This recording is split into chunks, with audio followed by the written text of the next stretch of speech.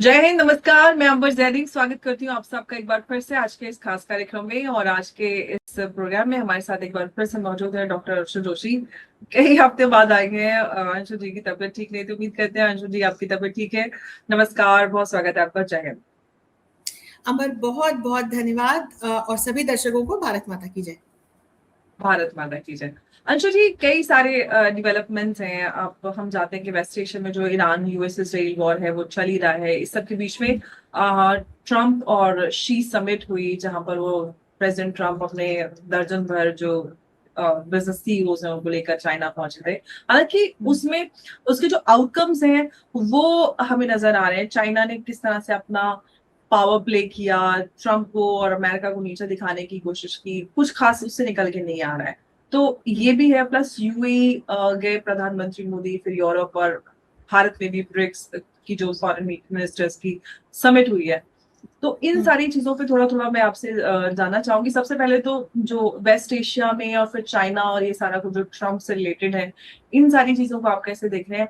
वैसे तो जो एक्सपर्ट्स हैं वो यही कह रहे थे कि ट्रम्प का चाइना जाना असल उद्देश्य यही है कि किसी तरह से वो ईरान वॉर पर कोई रिस्पेक्टफुल फेस सेविंग चाहते हैं। तो आप कैसे देख रहे हैं इन सारी चीजें? अंबर, बिल्कुल देखिए, पिछले 2 हफ्तों में वैश्विक राजनीति की दृष्टिकोण से यदि हम देखें तो बहुत मोमेंटम बना और बहुत सारी ऐसी घटनाएं हुई जिनको हमको जोड़ करके देखने की आवश्यकता है। पश्चिम एशिया में जिस प्रकार से संघर्ष जारी है, वहां पर कई एक्सपर्ट्स इस बात को कह रहे थे कि अप्रैल तक ये युद्ध समाप्त हो जाएगा और मई तक जो है इसका एक सीज फायर करके और इसका समाधान ढूंढ लिया जाएगा। मैं लगातार इस बात को कहती आई हूँ, आज फिर मैं पूरी जिम्मेदारी के साथ इस बात को कह रही हूँ कि ये युद्ध इस प्रकार से या युद्ध का ये अध्याय इस प्रकार से समाप्त नहीं हो सकता। और लगातार लोगों ने कि अमेरिका दबाव में है इस प्रकार की भी बातें की, लेकिन मैं इससे हमेशा असहमत रही और आज भी मैं इस बात को कहती हूँ कि अभी ईरान अमेरिका युद्ध का एक फाइनल चैप्टर बाकी है। आज देखिए, ट्रंप की ओर से घोषणा भी हो गई है, एक नया ऑपरेशन ईरान के अगेंस्ट शुरू करेंगे। इसके थोड़ा सा अगर हम बैकड्रॉप में जाएं तो लगातार प्रयास अमेरिका की तरफ से हुए कि एक सेफ एग्जिट, हम ऐसा कह सकते हैं, कि मिल जाए अमेरिका को। मैं यहां भी सहमत नहीं हूं, क्योंकि अमेरिका जिस प्रकार का एक स्थापित शक्तिवान देश है, एक हेजेमोनिक पावर के रूप में अमेरिका की पहचान जानी जाती है, तो ट्रंप ऐसे में यदि शांति वार्ता के माध्यम से, वो भी साफ दिखाई दे रहा था कि ईरान इसके लिए राजी नहीं है, अगर युद्ध से एग्जिट करते तो अमेरिका की पूरी दुनिया में बहुत थूथू होती और ईरान जैसे जो दूसरे देश हैं वो प्रमोट होते अपने एंटी अमेरिका मूव्स के लिए। दूसरी ओर ईरान ब्लीडिंग सिचुएशन में अगर छूटता तो वो फिर इजराइल और गल्फ कंट्रीज के लिए बहुत घातक साबित होता। यही कारण रहा कि ट्रंप तो बार बार सीज फायर की बात करते रहे, ईरान नकारता रहा, इजराइल बार बार इस बात को लेकर के अड़ा रहा कि ये युद्ध इस प्रकार से कंक्लूड नहीं हो सकता, नहीं होना चाहिए, और इसीलिए इजराइल लेबनान के साथ लगातार इंगेज्ड रहा। ईरान लगातार मांग करता रहा कि लेबनान को भी जो सीज फायर की बात ट्रंप कर रहे हैं उसमें शामिल किया जाए, लेकिन इसके लिए इजराइल ने साफ मना कर दिया कि हम सीज फायर में लेबनान को न तो मानते हैं शामिल और न हम लेबनान पर अटैक करना बंद करेंगे। दूसरी ओर आप गल्फ कंट्रीज की ओर अगर देखो तो गल्फ कंट्रीज ने बहुत नुकसान झेला है अंबर, चाहे इन कंट्रीज पर जो डायरेक्ट अटैक ईरान ने किए उसकी वजह से, दूसरी ओर जिस तरह से स्ट्रेट ऑफ हॉर्मूज को ईरान ने और फिर अमेरिका ने चोक किया, तो इसकी वजह से जो सप्लाईज डिस्टरप्ट हुए। हम अभी कॉइन के एक तरफ देख रहे हैं कि हम लोगों तक तेल गैस एलपीजी नहीं पहुंच रहा है, तो क्या स्थिति है? अरे, जो देश तेल गैस एलपीजी बेचकर अपनी अर्थव्यवस्था चलाते थे वो नहीं बेच पा रहे हैं, तो उनकी स्थिति समझिए कि उनकी अर्थव्यवस्था की क्या हालत होगी। और वो युद्ध क्षेत्र में सिचुएटेड हैं, हर दिन उन पर अटैक जारी है। तो ऐसे में गल्फ कंट्रीज भी चाहते हैं कि ईरान का एक कंक्लूजन हो, मतलब एक इस युद्ध को इस तरह से नहीं समाप्त होना चाहिए, एक इसमें कौन जीता कौन हारा, ईरान में रिजीम चेंज हो, चीजें बदले, स्ट्रेट ऑफ हॉर्मूज खुले और तब जाकर के कोई कुछ ऐसे बिंदुओं के साथ आगे बढ़ा जाए। बहरहाल इसमें पाकिस्तान भी कूदा इसी बीच, और हम लोग हंस भी रहे थे। पिछला शो जो हमने किया था तो हमने कहा था कि पाकिस्तान को हम एक कबूतर मान सकते हैं या पोस्टमैन मान सकते हैं, उससे ज्यादा पाकिस्तान की औकात नहीं है, उससे ज्यादा पाकिस्तान की स्थिति नहीं। वही रहा, बुरी तरह से वो शांति वार्ता भी विफल रही। तो इसके बाद अब इंगेजमेंट्स ऐसे बने कि ट्रंप की जो हिस्टोरिक विजिट है चीन की, अभी आगे भी चर्चा करूंगी, तो बिल्कुल इसको हमें पश्चिम एशिया में जो कुछ चल रहा है उसे जोड़ करके देखना चाहिए, क्योंकि ईरान का सबसे ट्रस्टेड अलाई इस वक्त चीन है। पाकिस्तान के साथ जो ईरान की बॉर्डर है वहां से चीन लगातार सप्लाईज और हेल्प भेज रहा है, तभी ईरान इस युद्ध में टिक पाने में सक्षम रहा है। लेकिन ईरान की ओर देखो अंबर, स्ट्रेट ऑफ हॉर्मुज चोक होने की वजह से 80 से 85% की डिपेंडेंसी है चीन की इस रास्ते से आने वाले तेल, गैस और एलपीजी पर। चीन में कितनी बुरी स्थिति हुई, पहले ही उसकी अर्थव्यवस्था लड़खड़ाई हुई थी, अब स्ट्रेट ऑफ हॉर्मुज की वजह से, चोक होने की वजह से जो डिसरप्शन हुआ सप्लाई चेन्स में, तो अमेरिका में जिस प्रकार से अमेरिका में भी मूल्य वृद्धि हुई फ्यूल्स में, चीन में आप देखो 50 से 60% की मूल्य वृद्धि रिकॉर्ड की गई है ऑयल, गैस और एलपीजी के रेट्स में। तो चीन भी परेशान है। ठीक है, चीन के पास अपने खुद के ऑयल रिजर्व्स हैं साउथ चाइना सी में, लेकिन वो पहले तो जो आ रहा है लगातार उसको वो एग्जॉस्ट करेगा ना, तो चीन भी परेशान हुआ। तो यहां पर आप देखिए दोनों के लिए एक अपॉर्चुनिटी थी, चीन के लिए भी, अमेरिका के लिए भी, क्योंकि चीन भी चाह रहा है कि इस युद्ध का जल्दी से जल्दी कंक्लूजन हो, स्ट्रेट ऑफ हॉर्मुज पे अमेरिका का गलती से भी कंट्रोल ना हो पाए, और ईरान में रिजीम चेंज ना हो, क्योंकि रिजीम अगर चेंज हो गया तो ईरान के चीन के साथ संबंध बदल जाएंगे। वहीं ट्रंप चाहते थे कि चीन के शायद कहने पर ईरान शांति वार्ता के लिए राजी हो जाए, लेकिन एक समय की कीमत होती है, वो समय बीत गया। और इस यात्रा पर हम आगे चर्चा करेंगे। इस यात्रा में ऐसे बहुत सारे diplomatic read between the lines हैं, जिसको यदि हम डिकोड करने का प्रयास करें तो हमें समझ में आता है कि यात्रा को हम बहुत सफल नहीं कह सकते और युद्ध की दृष्टि से बिल्कुल नहीं कह सकते। और पश्चिम एशिया में यदि हम इस यात्रा को जोड़ें, पश्चिम एशिया में जो कुछ चल रहा है उसको जोड़ें, सऊदी अरब और यूएई के बीच में अब जिस तरह से कॉन्फ्लिक्चुअल सिचुएशन लगातार बढ़ती जा रही है उसको देखें, और अभी जो हम ब्रिक्स को होस्ट कर रहे हैं, तो 2 दिन की ब्रिक्स के जो 11 सदस्य देश हैं उनके विदेश मंत्रियों की बैठक हुई है, उसको यदि हम जोड़ करके देखें तो हम बहुत प्रयास कर रहे हैं एज ए नेशन की इसका सोल्यूशन मिले। लेकिन जब हम चीन, अमेरिका, ट्रंप की चाइना विजिट को, सऊदी और यूएई के एंगल को, ईरान यूएस के एंगल को, ईरान इजराइल के एंगल को देखते हैं, तो अंबर ये युद्ध तो मुझे अभी रुकता हुआ नहीं नजर आ रहा है। लेकिन जो ट्रम्प शी समिट है, अगर उसको बात करो, जैसे आपने कहा कि इसमें काफी कुछ जो रीड बिटवीन द लाइंस मिलता है, कुछ खास आउटकम्स, कुछ अनाउंसमेंट्स नहीं हुए। इनफैक्ट जो एक अमेरिकन जर्नलिस्ट है उसने ये भी बात कही सोशल मीडिया पे कि जो हमें गिफ्ट्स और सोवेनियर्स मिले थे वो हमने एयरपोर्ट पे ही थ्रो कर दिए, डिस्कार्ड कर दिए। तो जब ट्रस्ट डेफिसिट इतना ज्यादा है, तो क्या ऐसी जरूरत पड़ी थी कि ट्रम्प जो है अपना पूरा सीईओ का काफिला लेके पहुंच गए और उनको अच्छा ट्रीटमेंट भी नहीं मिला चाइना से? और ऐसा क्या हुआ है जो हम अभी समझ नहीं पा रहे? क्या होता है, जब इसी प्रकार की सिचुएशन कोल्ड वॉर के दौरान भी बनी थी, जब हेनरी किसिंजर ने एक गुप्त यात्रा की थी फिर अमेरिका से चीन की, तो हम एक चीज को समझें कि जब टकराव बिल्कुल चरम पर पहुंचने को होता है और जिस तरह के रेपरकशंस फिर दोनों या अगर मल्टीपल स्टेक होल्डर्स हैं वो जब झेलते हैं, तो दोनों तरफ से ये प्रयास शुरू होते हैं कि इसको थोड़ा थॉ किया जाए, इसको थोड़ा हम, अगर इसको हम पूरी तरह से रोक नहीं सकते तो थोड़ी समय के लिए पॉज लिया जाए। तो डोनाल्ड ट्रंप ने ये हिस्टोरिक विजिट प्लान की चीन की, चीन ने भी वेलकम किया ट्रंप को। ट्रंप थोड़ा सा ओवर द बोर्ड गए, उन्होंने शी की बड़ी तारीफें की, इन्हीं शी के लिए बहुत अपशब्द उन्होंने पहले बोले हुए हैं। शी जिनपिंग और ट्रंप में एक बहुत बड़ी समानता भी है और असमानता भी है। समानता यह है कि दोनों ही नेता बहुत अनप्रिडिक्टेबल है, आप शी को देखो बहुत अनप्रिडिक्टेबल है, और ट्रंप भी बिल्कुल उसी तरह के। लेकिन शी के साथ एक चीज है कि शी यू टर्न्स नहीं लेते, और शी जो है वो वुल्फ वॉरियर डिप्लोमेसी करते हैं, बहुत सतर्क होकर, देखकर, अपनी स्थिति को समझकर कब ऑफेंसिव होना है और कब पर्दे के पीछे रहना है, छुप के रहना है, ये शी बहुत अच्छे से जानते हैं। शी ने ट्रंप की कोई तारीफ नहीं की। और यहां पर मैं अपने सभी दर्शकों को आपको थ्यूसिडाइडस ट्रैप समझाना चाहती हूँ। तो थ्यूसिडाइडस जो है वो एक बहुत प्रसिद्ध रोमन, हम अब मेरे विषय में वैश्विक राजनीति में उनको एज ए रियलिस्ट, यथार्थवादी थिंकर पढ़ाते हैं। वो एक राजनीति विज्ञान के बहुत बड़े थिंकर माने जाते हैं। और ये जो थ्यूसिडाइडस ट्रैप है, इसको यदि हम एज ए कंसेप्ट समझने का प्रयास करें, तो एक एस्टेब्लिश पावर को जब एक नई पावर चुनौती देती है, तो अब आप दोनों तरफ की स्टेक समझिए, एम्बिशन समझिए और स्टैंड समझिए। तो जो एस्टेब्लिश्ड पावर है वो बिल्कुल नहीं चाहेगी कि मैं तो एस्टेब्लिश्ड हूं, कोई और पावर मेरे सामने नहीं आनी चाहिए, कोई और क्यों पावरफुल हो, वो रोकने का प्रयास करेगी। और वो ऑलरेडी बहुत पावरफुल है, उसके पास पावर है।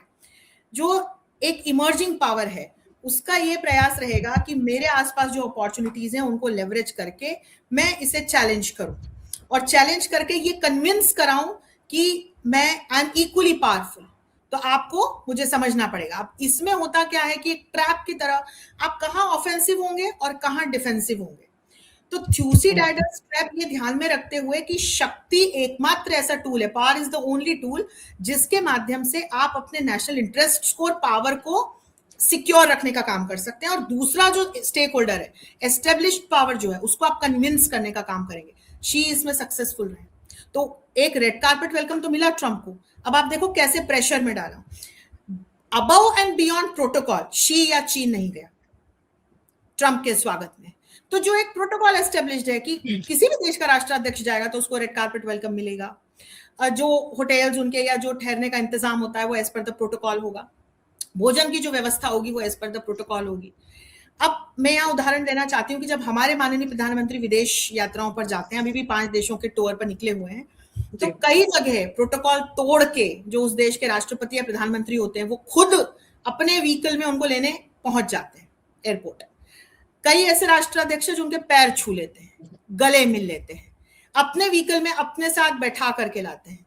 कई राष्ट्राध्यक्ष खुद ड्राइव करके हमारे प्रधानमंत्री को लेकर के जाते हैं। ये प्रोटोकॉल नहीं है, ये प्रोटोकॉल तोड़ने की बात है। भोजन की बात आती है तो प्रोटोकॉल तोड़ करके किस प्रकार के व्यंजन हमारे प्रधानमंत्री पसंद करेंगे उस तरह के व्यंजन बना के परोसे जाते हैं। सांस्कृतिक कार्यक्रमों की बात आती है तो वहां पर भी अबव एंड बियॉन्ड प्रोटोकॉल बहुत सारी चीजें होती है ना। लेकिन इस यात्रा में ऐसा कुछ नहीं हुआ।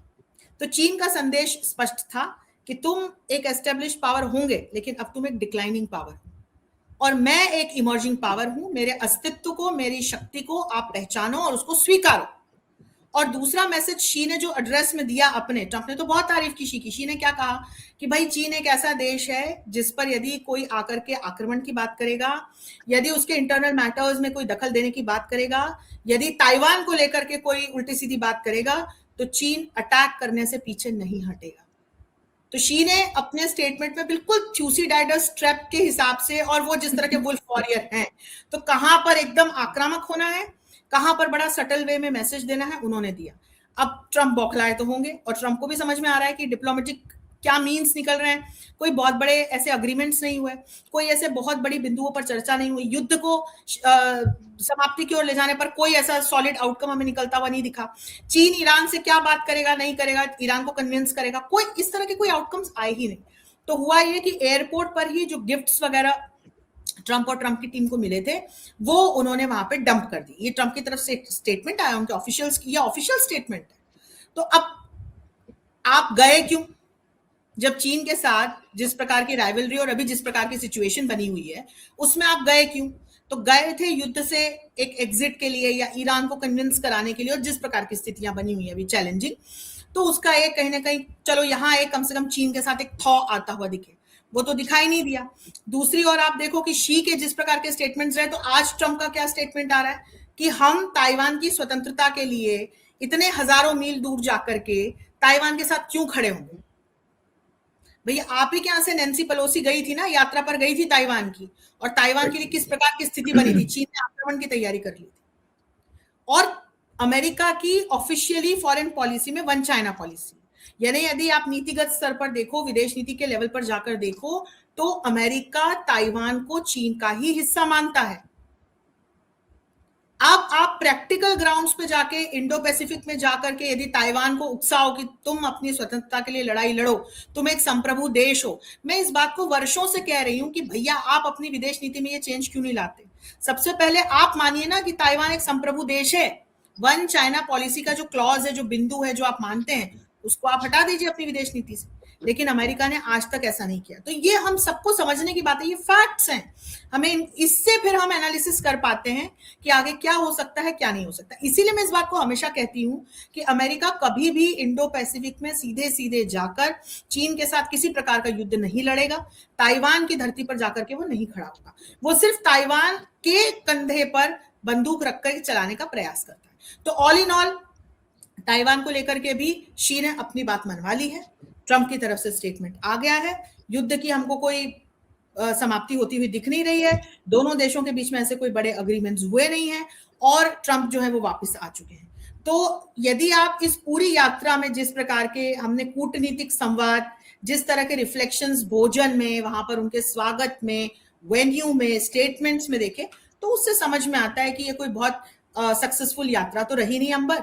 हाँ, लेकिन एक बात कहूंगी कि इस तरह की यात्राओं से एक संवाद का मौका मिलता है, तो चीजें ना बहुत खराब होने से बच जाती है। वो वहीं पर एक आपका एटलीस्ट कुछ समय के लिए पॉज आ जाता है, वो आता हुआ हमको। बिल्कुल।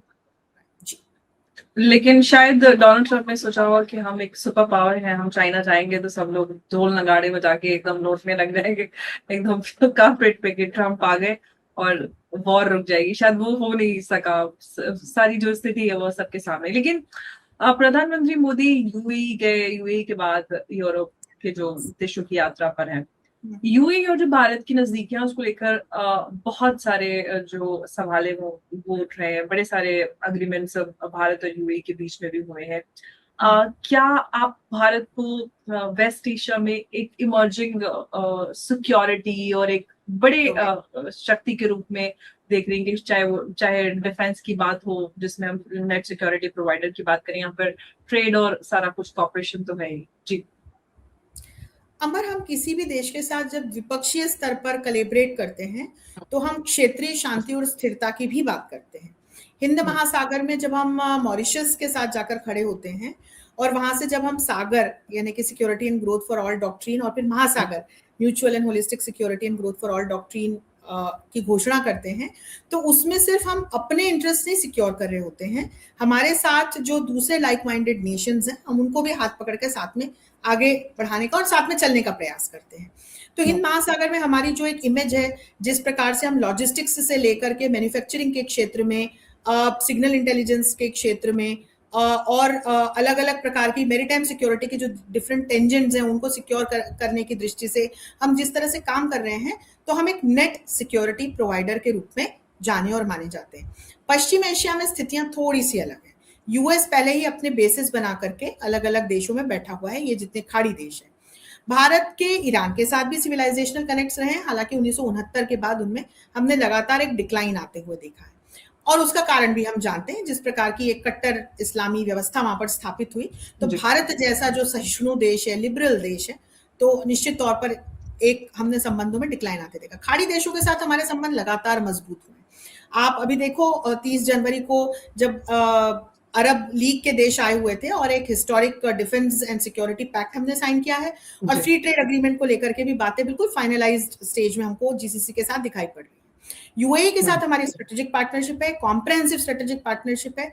पिछले कुछ वर्षों में ट्रांजैक्शनल जो सिर्फ एक फॉसिल फ्यूल बेस्ड फ्यूल्स या मतलब तेल गैस और एलपीजी लेने के जो संबंध थे वो बहुत डाइवर्सिफाई हुए। तो अब तो हम रिन्यूएबल एनर्जी के क्षेत्र में भी, हम डिफेंस एंड सिक्योरिटी के क्षेत्र में भी को मैन्युफैक्चरिंग से लेकर के अपने जो इक्विपमेंट है वो हम कैसे यूएई को प्रोवाइड करें।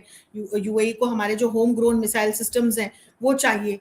ट्रेड के क्षेत्र में भी हम अपने ट्रेड को दुगना तिगना करने की बात कर रहे हैं और अलग अलग फिर पीपल टू पीपल कनेक्ट्स को किस तरह से हम बढ़ावा दें एआई के क्षेत्र में और डिजिटलाइजेशन के क्षेत्र में। तो यूपीआई हमारा ऑलरेडी यदि आप पश्चिम एशिया में देखते हैं तो बहुत सारे देशों के साथ स्थापित है जिसमें हम लोकल करेंसी में ट्रेड कर सकते हैं। और यूएई आप देखिए कि अब ब्रिक्स का भी एक सदस्य देश है। यूएई, सऊदी और ईरान, इनकी शिरकत अभी हमारे, इनका पार्टिसिपेशन अभी हमारे जो ये फॉरेन मिनिस्टर्स मीट हुई है इसमें रहा है। तो ऐसे में यूएई के साथ अभी महत्वपूर्ण अग्रीमेंट्स पर हस्ताक्षर हुए हैं और आगे विशेषकर वाकई जो ये स्ट्रेटेजिक एरिया और डिफेंस एंड सिक्योरिटी का एरिया है, साइंस एंड टेक का एरिया है, इसमें हम अलग अलग जो अपॉर्चुनिटीज हैं उसमें साइबर सिक्योरिटी भी आता है, मैरीटाइम सिक्योरिटी भी आता है, स्पेस कोलैबोरेशन भी आता है, टेक कोलैबोरेशन आता है, जिसमें एआई के और डिजिटलाइजेशन के क्षेत्र में हम आगे बढ़ेंगे। तो ये बातें हुई और फिर इसके बाद प्रधानमंत्री जो है वो नेदरलैंड्स और बाकी के जो यूरोप के देश, नॉर्वे और स्वीडन, मेरे ख्याल से इटली में उनकी यात्रा कंक्लूड करके वापस आएंगे। तो ये तमाम जो देश हैं यहाँ पर भी लगभग जो यही जो पिलर्स हैं इन पर बात होकर के और हम आगे बढ़ने का प्रयास कर रहे हैं। तो यूएई की दृष्टि से और पश्चिम एशिया की दृष्टि से यदि देखें अंबर, तो भारत लगातार इस बात को कह रहा है, इजराइल को भी हम समझाने का प्रयास करते हैं कि टू स्टेट सोल्यूशन को मानो, पैलेस्टीन को आपको एक्नॉलेज करना चाहिए, पैलेस्टीन को कहते हैं कि भाई आपके यहाँ आतंकवादी संगठन आपके देश को चलाने वाले नहीं होने चाहिए, और पैलेस्टीन फॉरेन पॉलिसी में ही हमारी एक्नॉलेज्ड है। तो हम जो ये गल्फ नेशंस हैं, इनको भी हम लगातार ये संदेश देते हैं कि भाई टू स्टेट सोल्यूशन, तो अगर इजराइल पैलेस्टीन को मानने लगता है तो आपको इजराइल को मान्यता देनी होगी, आपको मानना होगा इजराइल। लेकिन बायलैटरली यदि मैं कहूं तो यूएई हो, आप जितने कतर, कुवैत और जितने बाकी के ईरान भी मैं इसमें लेकर के आऊंगी, इराक है, तो ये तमाम देशों के साथ में हमारे संबंध लगातार एक कॉम्प्रहेंसिव स्ट्रेटेजिक पार्टनरशिप की दिशा में मजबूत होते चले जा रहे हैं। और ये एक, हम उनका सिक्योरिटी अम्ब्रेला नहीं बनना चाहते, हम कलेबरेटर बनना चाहते हैं, हम कलेबरेट करते हैं साथ में, एक हाथ से दूसरा हाथ मिला के।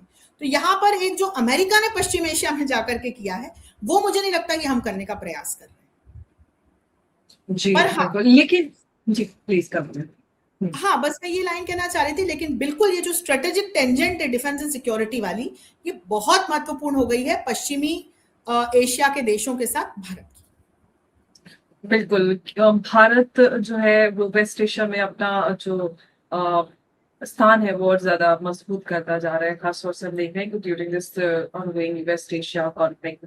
लेकिन एक बात जो अभी बीते दिनों पाकिस्तान के जो डिफेंस मिनिस्टर है ख्वाजा आसिफ महमूद ने कहा कि हम अब बांग्लादेश के साथ उन्होंने किया है डिफेंस प्रैक्टिस में इंटेलिजेंस शेयरिंग और सारा कुछ ट्रेनिंग और सारा कुछ होगा। अब वो कहते हैं कि टर्की और कतर भी आने वाले हैं। तो क्या पाकिस्तान एक जो इस्लामिक नेटो जो अभी तक कभी पूरा नहीं हो पाया, दशकों पुराना ख्वाब था, क्या वो बनाने के नजदीक है, या फिर ये अगेन एक बोगस आइडिया है जो कि टेक्निकली हो नहीं पाएगा, क्योंकि कभी जितने भी इस्लामिक नेशंस हैं वो खुद ही उनके जो इंटरेस्ट हैं वो एक प्लेटफॉर्म पर नहीं आ पाते, खुद नहीं जुड़ पाते।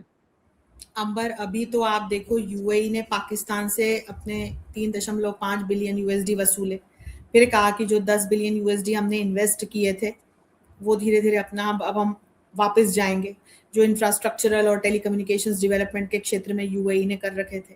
If this was not enough, तो भर भर के पाकिस्तान की बेइज्जती हुई है, इतने नागरिक 15 से 17 हजार नागरिक एक दिन में डिपोर्ट कर दिए, बताया कि कैसे पाकिस्तान के लोग फर्जी डिग्री सर्टिफिकेट लेके वहां पहुंच जाते हैं, भीख मांगने का काम करते हैं, उनके देश को शर्मिंदा करते हैं। और यही हालत आप लगभग दूसरे खाड़ी देशों के साथ देखो।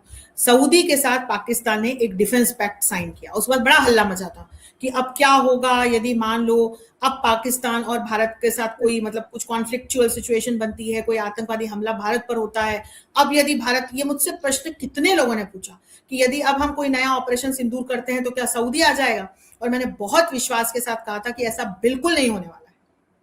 मैंने भी पूछा था ये सवाल आपसे। तो हाँ, मैंने ये आपको जवाब दिया होगा कि ऐसा हो ही नहीं सकता। इसका कारण है भारत है, न्यूक्लियर पावर वाला हम एक देश हैं, और we don't mince our words, और आतंकवाद के खिलाफ जो हमारी लड़ाई है उसको हम खुल के हर मंच से कहते हैं। तो हमारी जो छवि है ना अंबर, वो हमारी एक्शन से बनी, किसी भी देश की। पाकिस्तान के एक्शंस क्या रहते हैं, उससे उसकी छवि बनी है। भीख का कटोरा लेके जो देश पूरी दुनिया में घूमता रहे, खाड़ी देशों की भीख पे जो अपने आटा तेल दाल की व्यवस्था करता हुआ पाया जाए, एक तरफ चीन को अपना देश, अपने क्रिटिकल मिनरल्स, अपनी जमीन बेच के बैठा हो, दूसरी तरफ अमेरिका को इनवाइट कर रहा हो। अच्छा, आगे कुआं पीछे खाई की सिचुएशन पाकिस्तान ने खुद अपने लिए क्रिएट की है। और इस बात को भी मैंने लगातार कहा था कि यदि आपने रीअलाइन किए अपने रिलेशंस, आप ड्रिफ्ट हुए यूएस से और आप अब चीन के साथ में गलबहियां करके बैठे हो, तो वहीं बैठे रहो।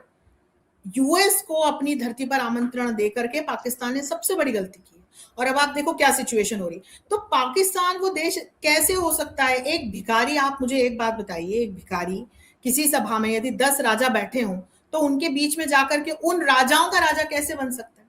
अच्छा, दूसरी चीज, यदि आप मिलिट्री पैक्ट्स को देखो तो अभी जिस दुनिया में हम रह रहे हैं ना अंबर, वहां पे जिस तरह की चुनौतियां हैं, आप नाटो को कितना कमजोर होते हुए देख रही हो।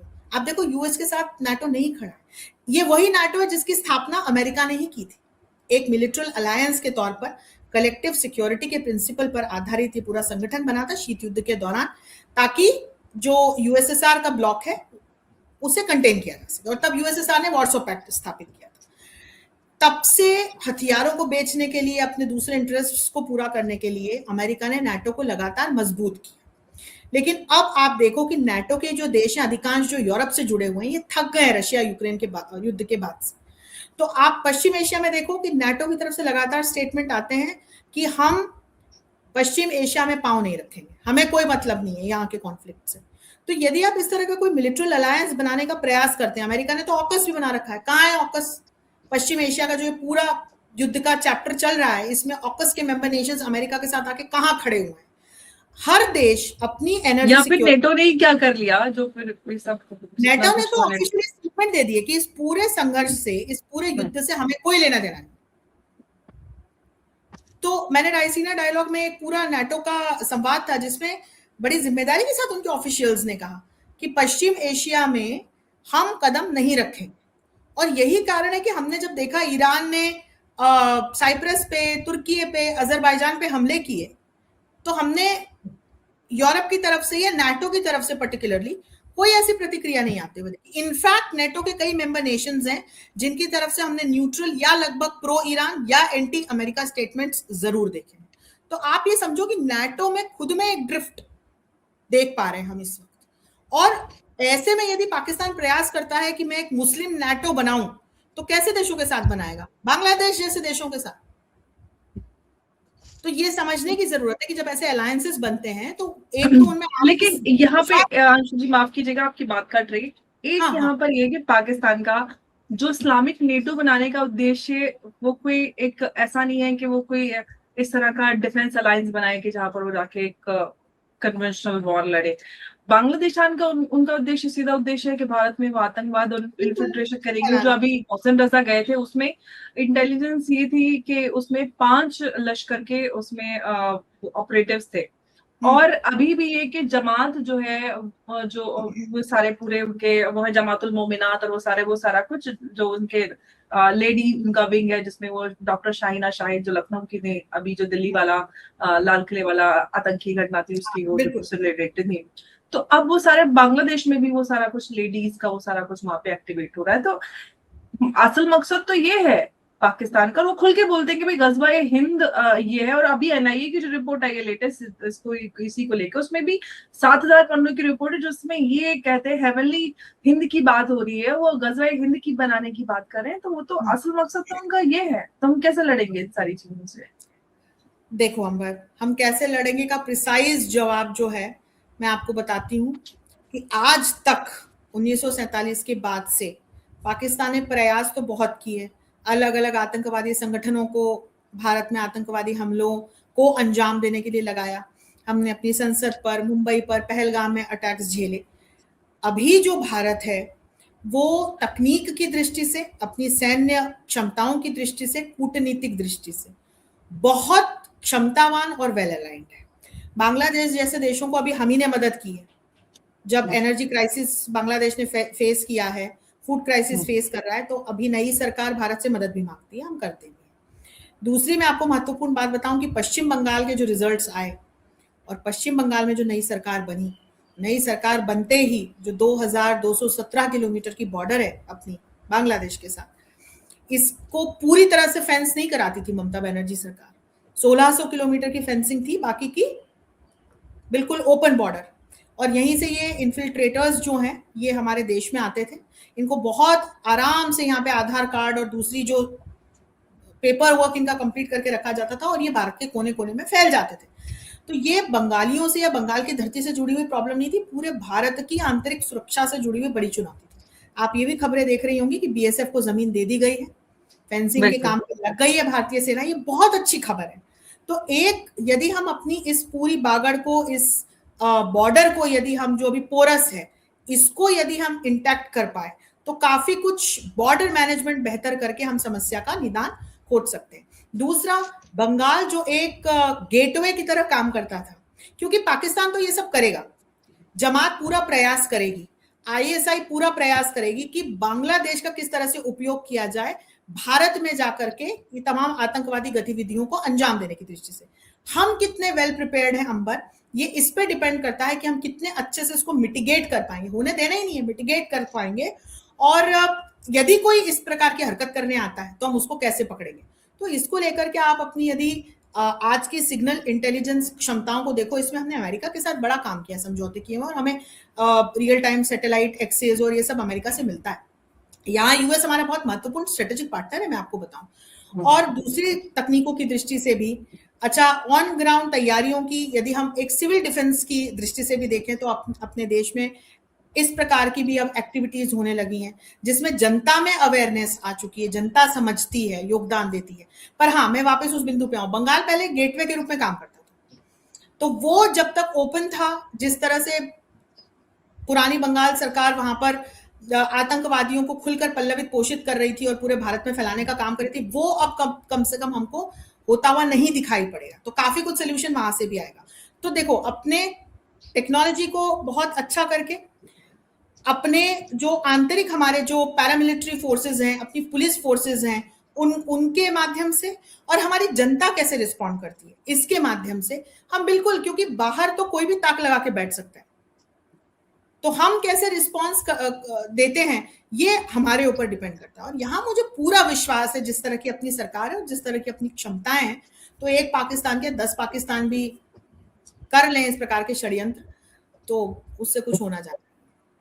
बिल्कुल। और तैयारी के साथ साथ एक्शन भी पूरा लिया जा रहा है। वेस्ट बंगाल में हम देख ही रहे हैं कि शुभेंदु अधिकारी जो वेस्ट बंगाल के सीएम है, वो जिस तरह से एक्शन ले रहे हैं ताबड़तोड़, तो पाकिस्तान कुछ भी कर ले, अब हर तरफ से बॉर्डर पे चाक चौबंदी तो है ही, लेकिन हम हमेशा से पाकिस्तान को मुंह तोड़ जवाब तो देते ही हैं।